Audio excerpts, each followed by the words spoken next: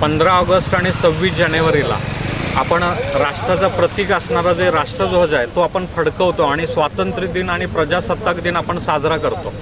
पण बऱ्याच अंशी कसं होतं की जे राष्ट्राचं प्रतीक आहे त्याची कुठेतरी विडंबना होते। प्लॅस्टिकचे झेंडे आपण लहान मुलांना देतो किंवा रस्त्यावर विक्रीला बसलेले असतात, त्याचबरोबर काही बिल्ले असतात, तर त्याच दिवशी दुपारनंतर जर आपण पाहिलं तर ते कुठेतरी रस्त्यावर पडलेले दिसतात आपल्याला। म्हणजे ही एक प्रकारे आपल्या देशाची विडंबना आहे। त्या तिरंग्यासाठी कित्येक क्रांतिकारकांनी, राष्ट्रप्रेमींनी जे बलिदान दिलं ते आपल्याला रस्त्यावर कुठेतरी पडलेलं पाहावं लागतं। तर यासाठी हिंदू जनजागृती समिती गेले 8 वर्ष झालं की शासनाला, प्रशासनाला तसेच शिक्षणाधिकाऱ्यांना पूर्ण महाराष्ट्रभर नव्हे तर भारतभर निवेदनं देते की ही विडंबना कुठेतरी थांबली पाहिजे। त्यासाठी प्रशासनाने कठोर अशी कारवाई केली पाहिजे।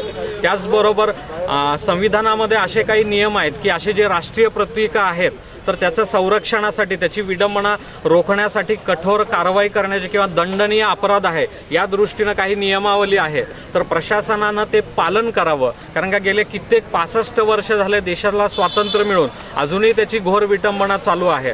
तरी याच्यामध्ये प्रशासनानं लक्ष घालून पोलिसांनी तसेच प्रशासनाने मिळून जे कोण असे वितरक आहेत, जे असे कोण वितरण करतात, विक्री करतात, त्यांच्यावर कठोर कारवाई करावी अशी हिंदू जनजागृती समितीची मागणी आहे।